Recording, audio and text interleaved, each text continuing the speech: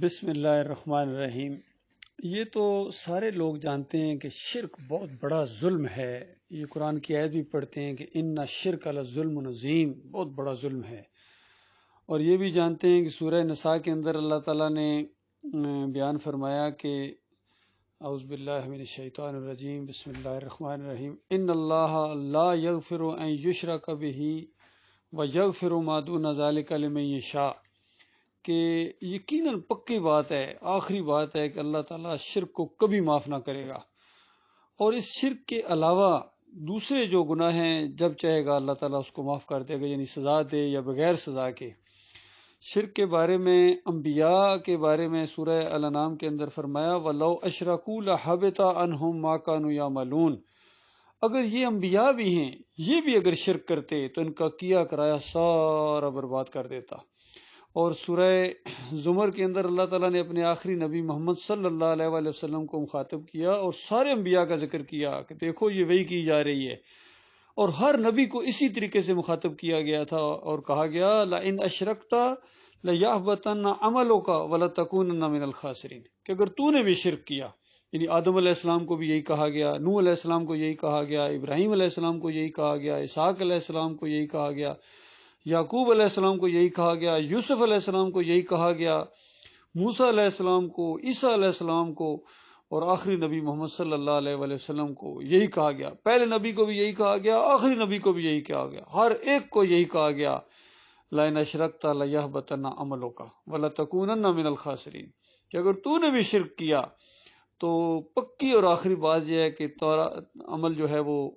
ضائع ہو جائے گا، ختم ہو جائے گا، اور ضرور بالضرور تم خسارہ پانے والوں میں شامل ہو جاؤ گے۔ تو اللہ کے بندوں، میرے پیارے بھائیوں، جب معاملہ یہ ہے تو کیا یہ زندگی اور موت کا مسئلہ نہیں ہے؟ یہ جنت اور جہنم کا مسئلہ نہیں ہے کہ ہمیں تھوڑی سی تو فکر ہونی چاہیے کہ شرک کیا چیز ہے؟ جبکہ بھائی، آپ کے اپنے بھائی جو مخلص بھائی ہیں وہ پکار پکار کے کہہ رہے ہیں کہ یہ چیز شرک ہے، یہ چیز شرک ہے، اور اگر آپ لوگ اس کو ماننے کے لیے تیار نہیں ہیں تو یاد رکھنا کسی قوم نے یہ چیز نہیں مانی ہے کہ ہاں یہ شرک ہے اور ہم اس کو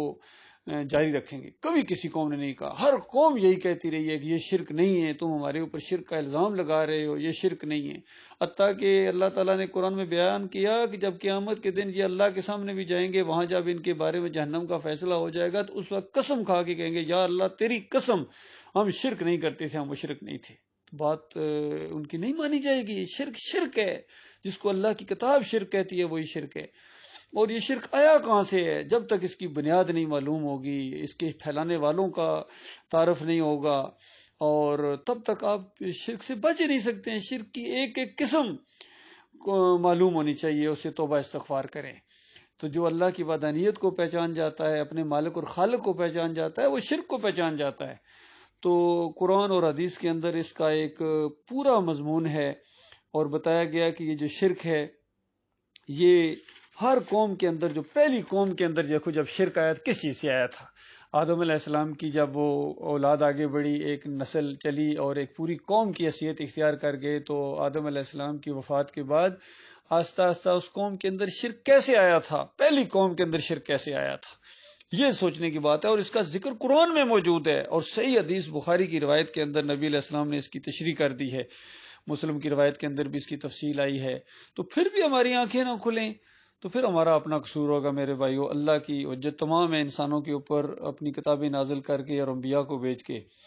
تو یہ چند روایتیں میں آپ کے سامنے رکھوں گا، قرآنی آیات آپ کے سامنے آ گئی ہیں۔ نبی علیہ السلام نے فرمایا، یہ مسلم کی روایت ہے، کتاب المساجد کے اندر جندب رضی اللہ تعالیٰ روایت کرتے ہیں کہ میں نے نبی صلی اللہ علیہ وآلہ وسلم کو یہ فرماتے ہوئے سنا ہے کہ لوگوں کان کھول کر سن لو کہ تم سے پہلے جو لوگ گزرے ہیں انہوں نے اپنے انبیاء اور اپنے اولیاء کی قبروں کو عبادت گاہ اور سجدہ گاہ بنا لیا تھا۔ سنو، تم قبروں کو سجدہ گاہ نہ بنانا، میں اس فعل سے تم کو منع کرتا ہوں۔ بتائیے کتنی شدت ہے۔ اور ایک دوسری روایت کے اندر لعنت بھیجی گئی، لعن اللہ الیہود ونصارى اتخذوا قبور الانبیاء والصالحین مساجدا، کہ یہود و نصارہ کے اوپر جو اللہ کی لعنت برسی ہے، اللہ کی رحمت سے دور کر دیے گئے ہیں، پھٹکار پڑی ہے، ان کو اس کی کیا وجہ ہے میرے پیارے بھائیوں؟ بتایا گیا کہ اپنے انبیاء اور صالحین کی قبروں کو جا کے وہاں سجدے کرتے تھے، وہاں مرادیں مانگتے تھے، وہاں روتے اور دھوتے تھے، وہاں چڑھاوے چڑھاتے تھے، عرس اور میلے کرتے تھے، نذرانے پیش کرتے تھے۔ تو اس طریقے سے بیان کیا گیا۔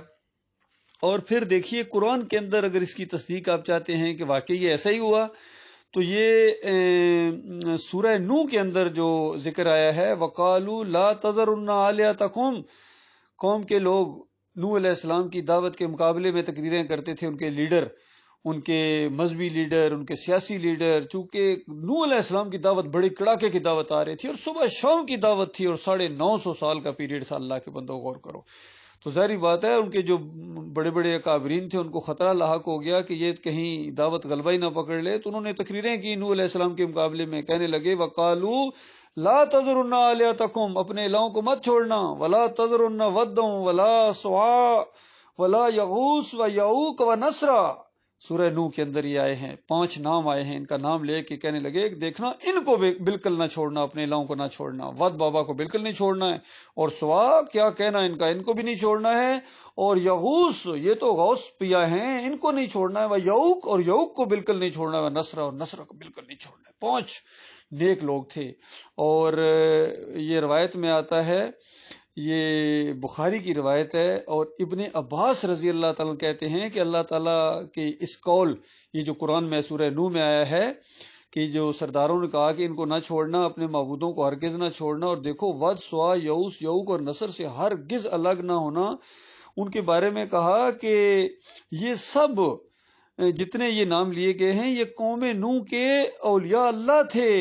جب وہ مر گئے تو لوگ ان کی قبروں سے وابستہ ہو گئے اور پھر ان کی تمثیلیں بنا لیں اور ان کی عبادت کرنے لگے، پھر یہی بت عرب کے قبائل میں پھیل گئے۔ اللہ کے بندو غور کرو، شرک کا آغاز اس طریقے سے ہوا تھا۔ اور حیرت کی بات ہے کہ پہلی مشرک قوم اس کے 5 تن پاک یعنی 5 نیک لوگوں کو پکارتی تھی، اور آخری مشرک قوم اور اس کے بھی 5 تن پاک ہیں، یہ بھی آج ان کے 5 ہیں، ان کو پکار رہی ہے، نبی صلی اللہ علیہ وسلم ہیں،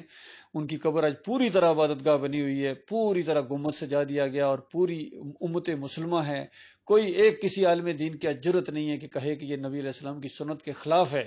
نبی علیہ السلام نے منع کیا تھا، صحابہ کرام نے نہیں بنایا یہ گنبد، یہ 668 ہجری میں بنایا، چونکہ لوگوں کے دماغ میں یہ چیز آتی ہے کہ اگر یہ گنبد بنانا حرام ہے، قبریں پکی کرنا ناجائز ہے اور یہ شرکیہ عمل ہے، تو پھر یہ نبی علیہ السلام کی قبر کے اوپر گنبد کیوں بنا ہوا ہے؟ تو میرے پیارے بھائیو، یہ نبی علیہ السلام نے خود نہیں بنوایا تھا، یہ پہلے خلیفہ ابو بکر صدیق نے بھی نہیں بنایا، عمر بن خطاب نے بھی نہیں بنایا، اور عثمان رضی اللہ تعالیٰ نے نہیں بنایا، اور علی رضی اللہ تعالیٰ نے نہیں بنایا۔ حالانکہ کیا ان کے پاس پیسوں کی کمی تھی؟ اگر اس کو بنانا جائز ہوتا تو ایک وقت ایسا تھا جب کیسر و کسریٰ کی بڑی سلطنتیں ڈھیر ہوئی تھیں، ان کا مال غنیمت اتنا آیا تھا کہ مسجد نبوی کے کچے فرش کے اوپر ڈھیر لگ گئے تھے سونے اور چاندی کے، تو کیا وہ نہیں بنا سکتے تھے؟ وہ میرے پیارے بھائیوں غور کرو، انہوں نے نہیں بنایا، وہ جانتے تھے یہ شرک ہے، یہ قبر پرستی ہے، یہ نبی کی پرستش ہوگی ورنہ، اور پھر ساری احتیاطوں کے باوجود آخر وہی کچھ ہوا کہ نبی علیہ السلام کی جو قبر آج پوری طرح پوجی جا رہی ہے، لوگ ادھر منہ کر کے نمازیں پڑھتے ہیں، روتے ہیں، دھوتے ہیں، حتیٰ کہ یہاں تک ان کے عقیدے بنا دیے گئے کہ نبی علیہ السلام قبر میں زندہ ہیں، اندازہ لگائیے، اور سنتے ہیں، دیکھتے ہیں، اور اللہم صلی علی محمد اگر کوئی پڑھتا ہے تو نبی علیہ السلام خود سنتے ہیں، اور دور سے اگر کوئی پڑھے تو اس کو قبر میں پہنچایا جاتا ہے۔ دونوں منکر روایتیں ہیں، بے ایمان روایتیں ہیں اور گڑھی ہوئی روایتیں ہیں، تو ان کے اوپر آج ایمان عقیدہ بنا لیا امت مسلمہ کی عظیم اکثریت نے، قرآن کو چھوڑ دیا اور صحیح حدیث کو چھوڑ دیا۔ تو اللہ کے بندو، یہ قبریں پکی کرنا ہی بہت بڑا جرم ہے، اس کو کچا ہونا چاہیے۔ پھر دیکھیے ایک روایت کے اندر آتا ہے کہ علی رضی اللہ تعالیٰ انہوں نے اپنے ایک شاگرد کو کہا کہ میں تمہیں اس کام کے لیے نہ بھیجوں جس کے لیے مجھے نبی صلی اللہ علیہ وآلہ وسلم نے بھیجا تھا؟ تو وہ بڑے خوش ہوئے اور انہوں نے کہا کہ بالکل بھیجیں، اور انہوں نے کہا کہ دیکھو مجھے نبی علیہ السلام نے حکم دیا تھا کہ قبروں کو زمین کے برابر کر دیا جائے اور اس کے اوپر کوئی عمارت نہ بنائی جائے، اور اس قدر نبی علیہ السلام اس کو ناپسند کرتے تھے کہ خاص طور پر علی رضی اللہ عنہ کو بھیجا اس کام کے لیے۔ اور پھر علی رضی اللہ تعالیٰ نے اپنے دور حکومت کے اندر ابو الحاج ازدی رحمت اللہ علیہ کو بھیجا، اور اسی کام کے لیے انہوں نے کہا کہ دیکھو وہی کام کرو جو میں نے کیا تھا، کہ قبروں کو جو اوپر اٹھی ہوئی ہے ان کو بالکل نیچے کر دو، اور کوئی تصویر اگر آتی نظر آتی ہے اس کو پھاڑ دو، اور کوئی بت ہے اس کو بالکل توڑ دیا جائے۔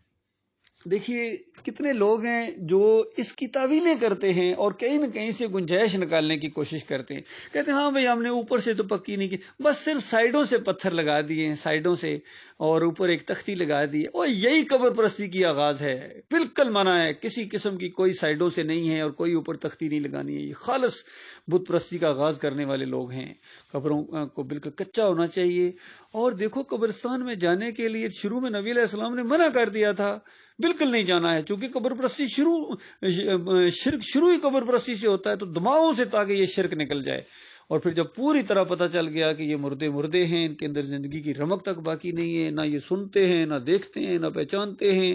اور اوپر کیا پہنچائیں گے، تو بالکل یہ اموات غیر احیاء ہیں، یہ یعنی مردے ہیں، ان کے اندر زندگی کی رمق تک باقی نہیں ہے، اور وَهُمْ عَنْ دُعَائِهِمْ غَافِلُونَ، تمہاری دعاؤں سے پکاروں سے بالکل غافل ہیں۔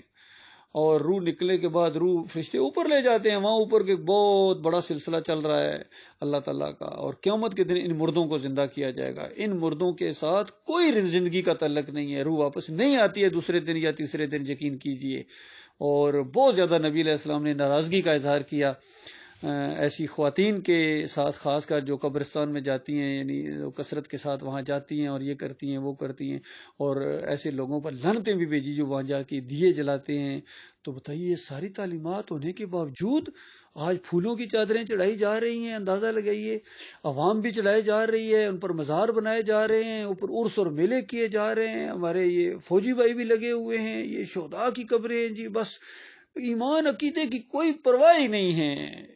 چاہے جس مسلک کا بندہ ہو، بس مر گیا بس جی وہ شہید ہو گیا جی۔ شہادت کو انہوں نے مذاق سمجھا ہے؟ شہادت تو ہوتی ہے جو ایمان عقیدہ بالکل ٹھیک ہو، اور اس ایمان عقیدے کے لیے وہ جنگ لڑ رہا ہو انسانوں سے، دعوت دے پہلے اور پھر ہنگامہ برپا ہو جائے، پھر جنگ شروع ہو جائے، جس طرح نبی علیہ السلام اور صحابہ کرام نے کیا تھا۔ جنگ بدر کس بنیاد کے اوپر ہوئی تھی؟ اسی وجہ سے کہ دیکھو اللہ اکیلا ہے، یا یہ جو قبر والے ہیں یہ بھی سنتے ہیں دیکھتے ہیں، ابراہیم علیہ السلام سنتے ہیں، لات منات سنتے ہیں، اسماعیل علیہ السلام سنتے ہیں، یہی پکارے وہ لگا رہے تھے، یا ابراہیم اغثنی، یا اسماعیل اغثنی، یا لات بابا، یا منات بابا، بالکل اسی طریقے سے جس طرح آج ہماری قوم لگی، یا رسول مدد، یا علی مدد، یا غوث مدد۔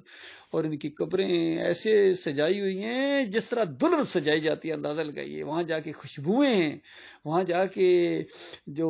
وہاں ماتھے رگڑتے ہیں، اور وہاں کے جو مجاور ہوتے ہیں فریبکار یہ آوازیں لگا رہے ہوتے ہیں، گویا جال میں پھنساتے ہیں عوام کو، اور خواجہ غریب نواز یہ آئے ہیں تیرے در پر آئے ہیں تو ان کی فریاد سن۔ خالص کفر و شرک ہے، خالص بےایمانی ہے، شیطانی عمل ہے اللہ کے بندو۔ اور اس کے اندر آج سارے آ گئے، سارے اس کے اندر آ گئے، بہت اکثریت ہے، یہ عظیم اکثریت ہے ان مسلمانوں کے۔ اب کسی سے اور کیا گلہ کیا جائے، ہندوؤں سے، سکھوں سے، اور یہودیوں سے، اور عیسائیوں سے اب کیا کیا جائے؟ سارے ان کے عقیدے ان کے اندر آ گئے۔ اور حالانکہ مسلمان میں اور غیر مسلم میں فرق یہ ہے کہ مسلم جو ہوتا ہے وہ اوپر عرش والے مالک کو پکارتا ہے، اس کا مالک عرش کے اوپر ہے، پوری کائنات کا اکیلا مالک، ہر جگہ ہر لمحے سنتا ہے، دیکھتا ہے، پہچانتا ہے، سنتا ہے، ہر زبان کا خالق ہے۔ اور مشرک جو ہوتا ہے وہ زمین کے اوپر اس کے معبود ہوتے ہیں، اس کی مورتیاں ہوتی ہیں، اس کی قبریں اور آستانے ہوتے ہیں، اور اس کی جو بھی کوئی پیر صاحب چاہے زندہ ہو چاہے مردہ ان کی پنڈلیاں دباتا ہے، ان کی رکوع کرتا ہے، ان کے سجدے، بس یہاں زمین کے اوپر اس کے سارے معبود ہوتے ہیں پھیلے ہوئے۔ یہی چیز یوسف علیہ السلام نے کہی تھی کہ لوگوں، میرے پیارے بھائیوں، میرے جیل کے ساتھیوں، بتاؤ جگہ جگہ پھیلے ہوئے الہ بہتر ہے یا ایک ہی بہتر ہے جو واحد القہار ہے؟ یہاں یہ اسلام آباد میں بڑی سرکار ہے جی، یہ کھوٹی کو کھری کر دیتے ہیں، اچھا، اور علی اجمیری صاحب یہ داتا صاحب ہیں جی، یہ دیتے ہیں جی، گنج بخش ہیں، جولیاں بھر بھر کے دیتے ہیں، اور کوئی ہے وہ غریب نواز ہے، اور وہاں غریبوں کو وہ مار پڑتی ہے۔ اللہ کے بندو، پھر کہتے ہیں عبد القادر جیلانی ہے جی، غوث پیا ہیں، ان کے نام کی 11ویں ہے، پھر ان کے جناب واسطے ہیں، وسیلے ہیں، پھر 12ویں کا کیک ہے جی، پھر 10ویں مرد کو شربت ہے جی، اور یہ ساری یہ نیک لوگوں کی بھی اور دوسرے ان کے بزرگوں کی بھی یہ بندگی ہو رہی ہے۔ اللہ کے بندو، یہ شرک ہے، یہ شرک ہے، اور قبر پرستی اس کی بنیاد ہے۔ تو جو بھی قبروں کو پکا کرتا ہے اور اس کے ساتھ یہ وابستگی اوپر جھنڈے لگاتا ہے یا چادریں چڑھاتا ہے، یہ اصل مجرم ہے۔ یہ اصل مجرم ہے، یہ بنیاد فراہم کرنے والا ہے، یہ کفر و شرک کی عمارت کی پہلی اینٹ رکھنے والا ہے۔ تو جو پہلی اینٹ رکھنے والا ہوتا ہے، یاد رکھیے ایسے لوگوں کے ساتھ اللہ تعالیٰ بڑی سختی کرتا ہے، بہت سختی ہوتی ہے جو شرک کا آغاز کرنے والے لوگ ہوتے ہیں۔ تو اس امت کے اندر جو شرک کا آغاز اسی قبر پرستی سے ہوا ہے کہ یہ مردہ سنتا ہے، دیکھتا ہے، پہچانتا ہے۔ 3ری صدی میں اس چیز کا آغاز ہوا تھا، پہلی 2 صدیاں ان چیزوں سے بالکل ناواقف تھے لوگ۔ اور یہ جو نبی علیہ السلام کی قبر کے اوپر گنبد، یہ تو 7ویں اندازہ لگائے 668 ہجری میں یہ معاملہ ہوا تھا، 600 سال گزر گئے تھے نبی علیہ السلام کی وفات کے بعد، تو 68 سال اور اوپر گزرے تو یہ ان ترکوں نے یہ معاملہ کیا تھا۔ تو یہ معاملہ اللہ کے بندو غور و فکر کرو، ایمان خالص کرو اللہ کے بندو، ورنہ تمہاری ہمیشہ کے لیے بربادی ہے۔ اور دنیا میں یہ جو ذلت اور خواری، یہ سارے عذاب، طوفان آ رہے ہیں، زلزلے آ رہے ہیں، سیلاب آ رہے ہیں، مہنگائی کا زور ہے، کافروں اور مشرکوں کو اللہ تعالیٰ نے تمہارے اوپر مسلط کر دیا ہے۔ آج جتنے بھی ہیں پوری زمین کے اوپر، جتنے، جب شرک ہر ملک کے اندر، ہر جماعت کے اندر شرک ہے، تو بتاؤ تمہارے جو لیڈر ہیں یہ شرک کرنے والے اور شرک کی تھپکی دینے والے، تو خیر کیسے آئے گی؟ تو لہذا توبہ کرو، معافی مانگو اپنے مالک اور خالق سے، اللہ تعالیٰ تمہیں اس کی توفیق عطا فرمائے۔ ان فرقوں سے نکلو، مسلکوں سے نکلو اور سیاسی جماعتوں سے نکلو، اللہ کے بندو، یہ اپنی دنیا کی خاطر تمہاری آخرت برباد کر رہے ہیں۔ ایمان خالص کی طرف آؤ، اللہ آپ کا حامی و ناصر اور میرا بھی۔